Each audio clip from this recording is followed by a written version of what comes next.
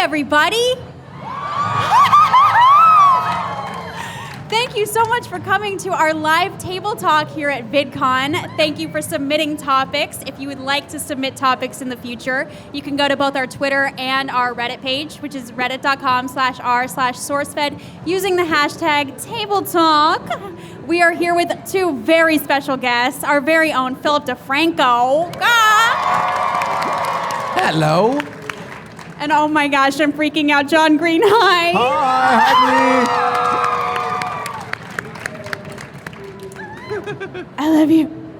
I love you so much. Yeah, Bree was like, I'm on that, right? I'm on that table talk? I was Please like, put me on this table talk right now. Yes. Oh, thank you, Bree. That's so nice. By the way, you have the best fingernail polish I've ever seen in my whole life.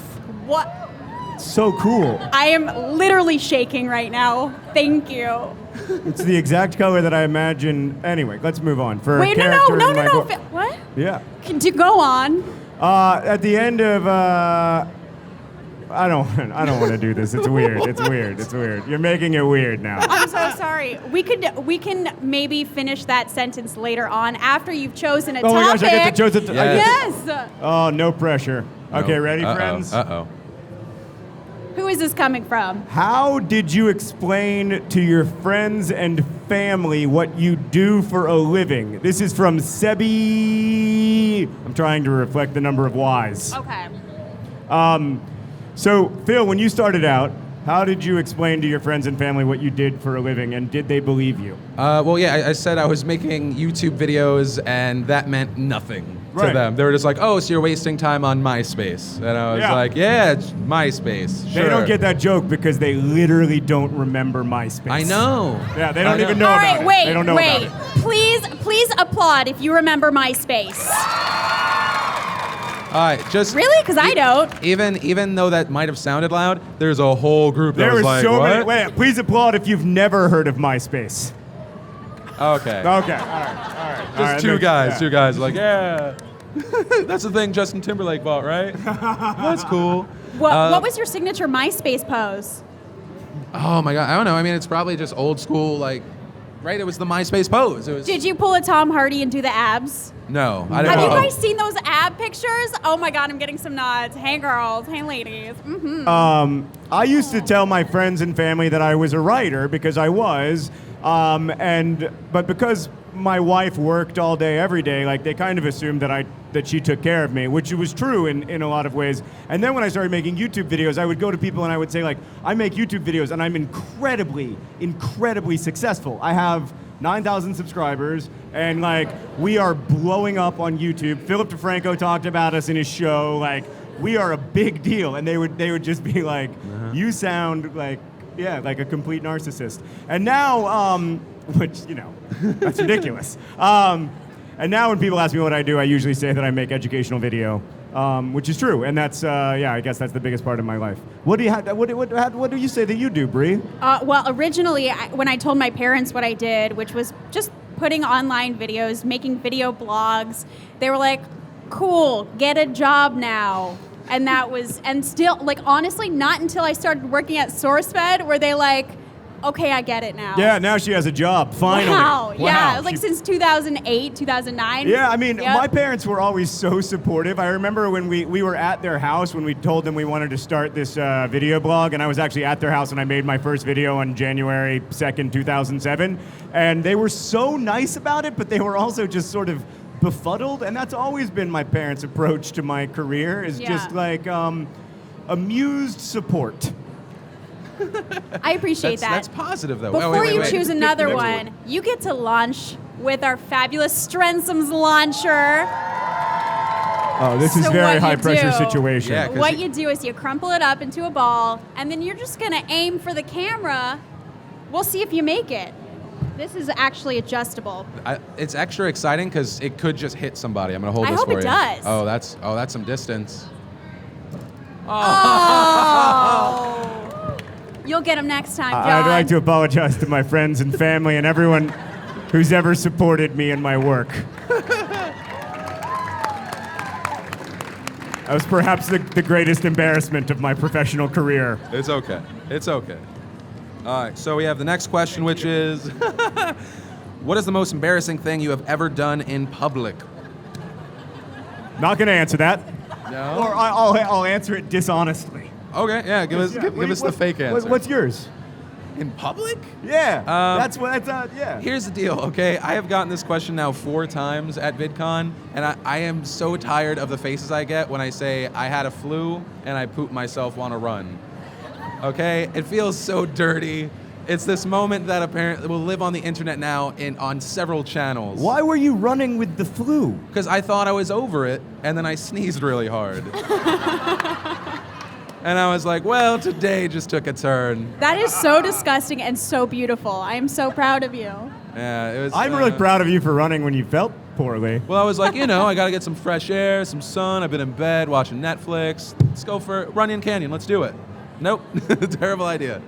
Yep. How was the walk home? Oh, well, so what happened was I did that little penguin waddle back to the car. Sure. I MacGyvered a cleaning situation. Good. And I never told my buddy who I was running with because I went right back on that run. We finished How did you it. not smell? MacGyvered it, okay?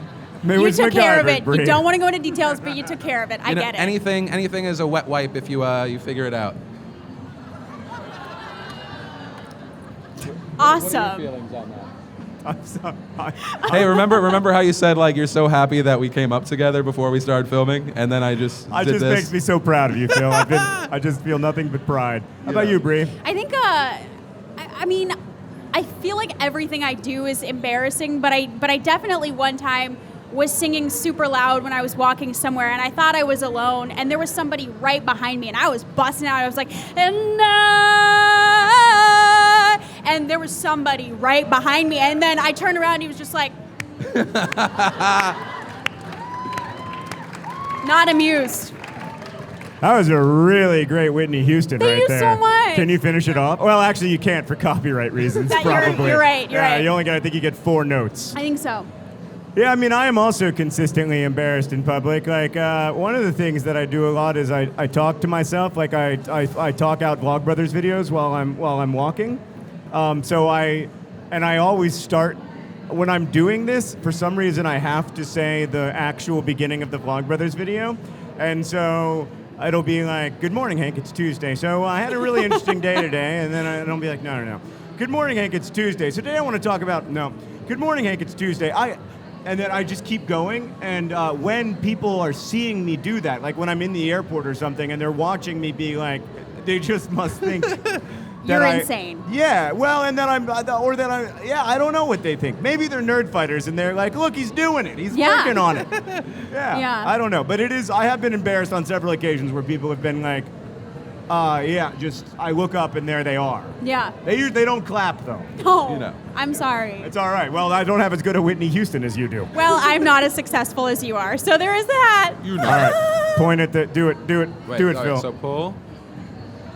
I'm gonna hit someone right in the eye. This poor girl is just so scared. Oh, Phil, that was way better than me. So good. It's okay. You're gonna get another chance. All right, so thank good. God. Another chance. All right, you, Bree. All right. Blah. All right. This comes from @Renee Borkas. This is, if you could give a piece of advice to your past self, what would you tell him or her? That is a really great question. Mine, it took me like 6 years of this to get it. Think before you burn bridges.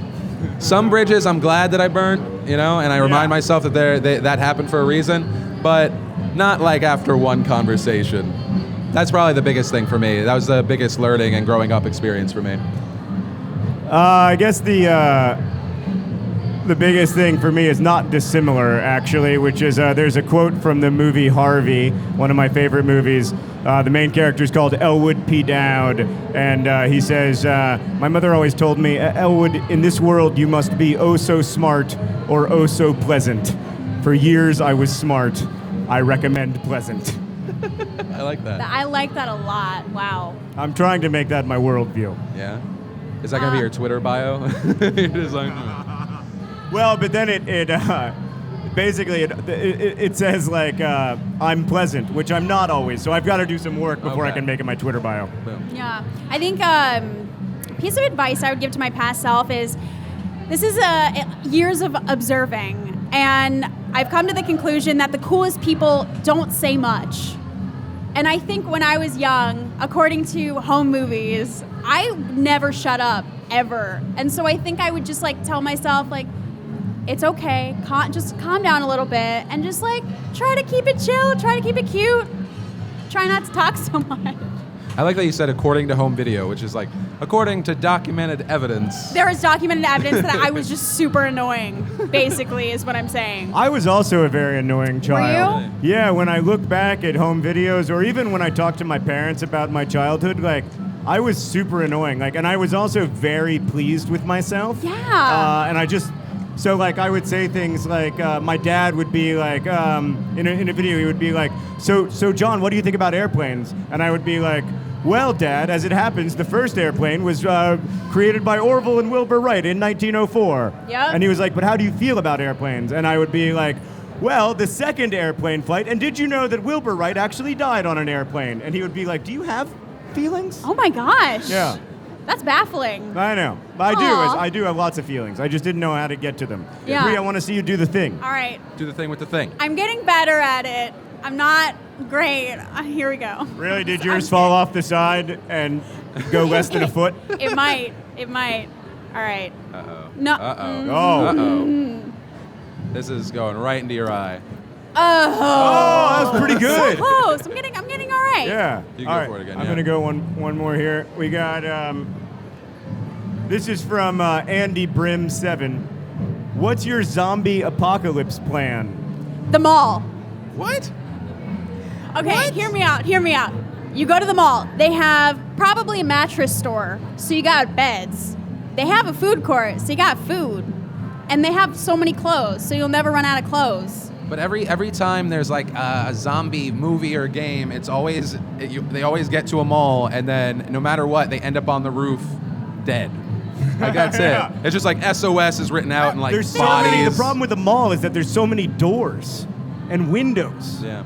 You ruined my plan to just go to the mall. I just always want to be at the mall, You know okay? you know what I'm thinking about zombie apocalypse? Let's go to a highly populated area.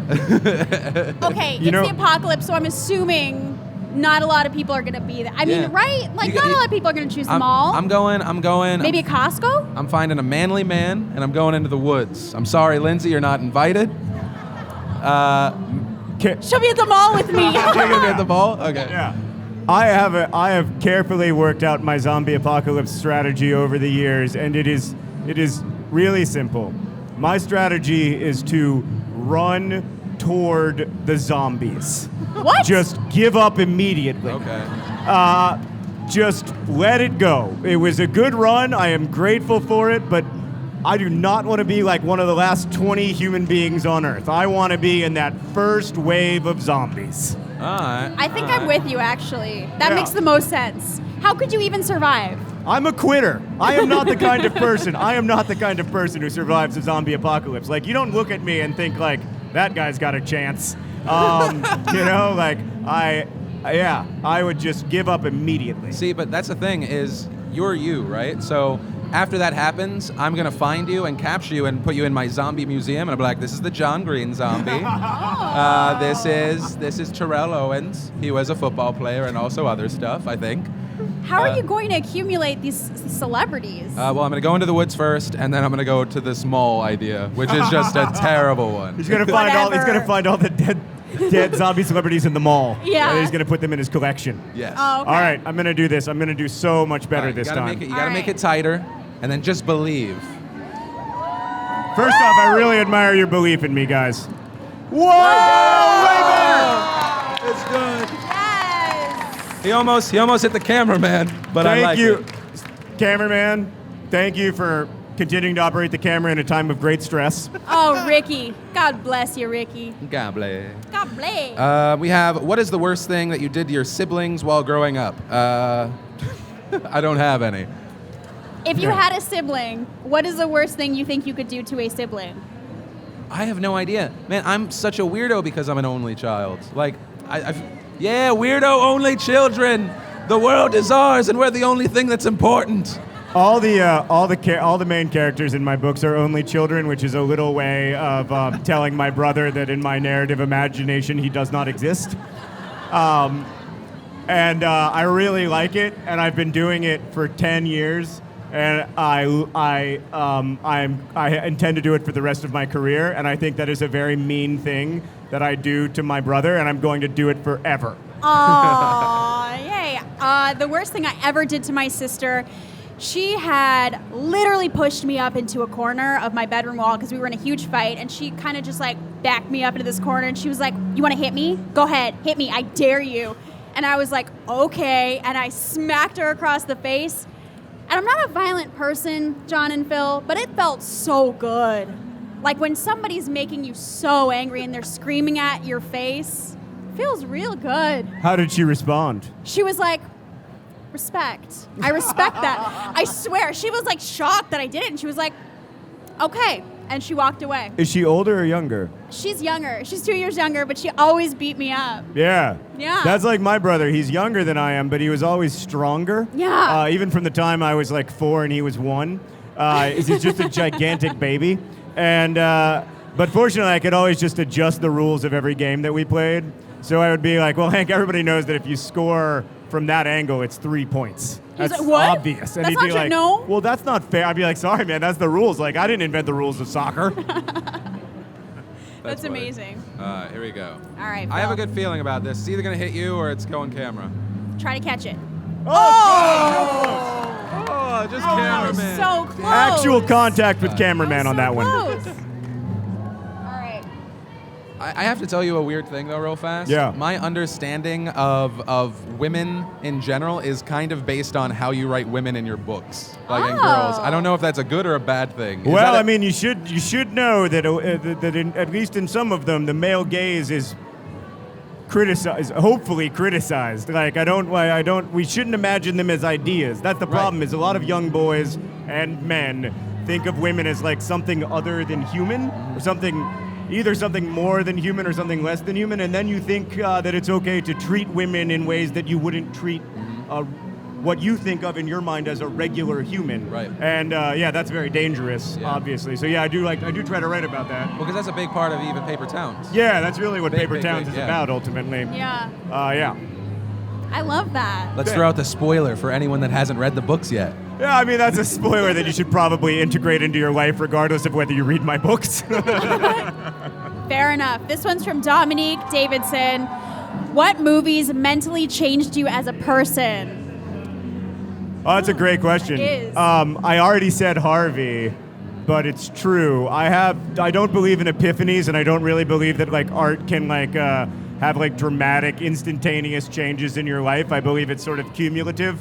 But I do know that in the deepest depression of my life, my boss, I went home to my parents, and I had to take a leave of absence from work, and I had to go into like daily therapy and group therapy and all this stuff. And my boss was like, "You should really watch the movie Harvey." And I don't like black and white movies. I think that old movies are for old people. No! But The horror and Cheers. But I watched this old movie, Harvey, and I have never felt as bad since watching Harvey as I did before I watched Harvey. I don't know why. It's not even that good, but Harvey. Okay. What about you? What movies have changed you? It's kind of lame. Moulin Rouge. Moulin That's not Rouge. lame. That's a good movie. That is a great movie. I just remember I don't remember a lot of things from like growing up, but I just remember watching that movie, and then all of a sudden my like ice heart started to melt, and I was like, maybe love is real because of this movie where they just take pop songs and mix them together. Yeah. But no, Moulin Rouge, I was just like, okay, apparently I love musicals and I love love, and even though this is really sad, it's about the journey. And that actually, oddly enough.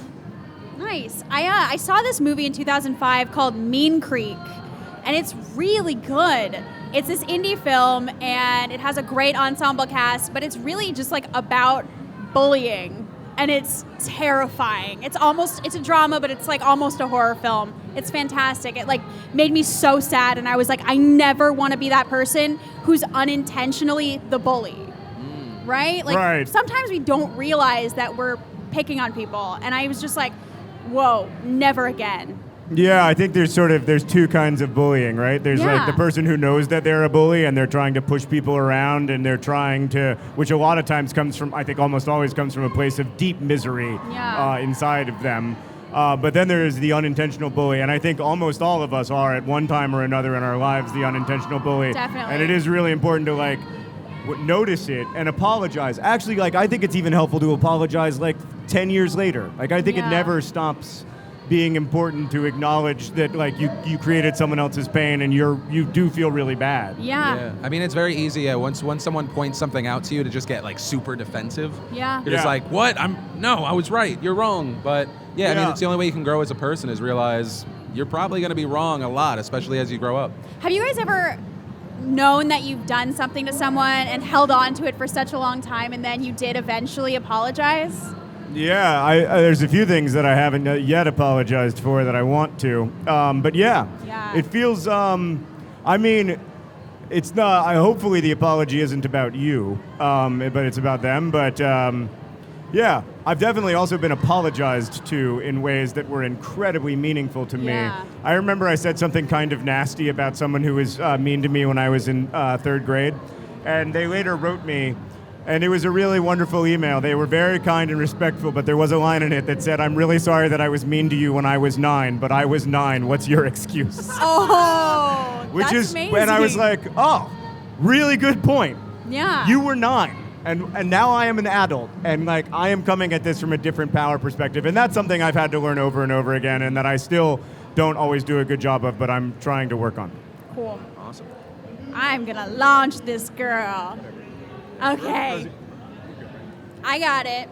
1, 2, Bree. Oh no. I'll That's get it crazy. once. It's you, Maybe. sir. Is it me? Yes, Are sir. there any Right? more in there? Yeah. I'm like, is it yeah. Guys, I have good news and bad news. Oh no. Is there really? Actually, I think have we good have news. I have some good good news. news over here. I've reached out into the audience to pull more topics. Oh, Perfect. yay. So I've got one from Steve Zaragoza, cosplayer over here. I was like, Steve Zaragoza? Steve, are you R2D2? I am R2D2. That's who I'm cosplaying as. That's so awesome because like you're Steve. Steve is R2D2. It's getting hardcore here. It's getting real crazy. Now we just need real R2D2 in here. I can't wait to see who R2D2 is cosplaying as. All right, so the question, the topic is, what's the weirdest thing you've done on the LA highway? The LA highway? Eating a salad. Have you, though, or is that just While a you were lot? driving? It's so dangerous. That's- Don't ever do that. That might be the most unsafe food you could possibly eat in a car. Forget vlogging while driving, which is so dangerous. Don't eat a salad while you're driving, What? ever. Yeah, I mean, is Oh there my a more God. dangerous driving food than salad? No. And because a crouton might fall and you're like, no, and you'll go down for it, and it's a Yeah. goner. How much when I am dieting, how much do I love croutons? Oh. So much. You know, I'm just like salad. Oh God, here it is.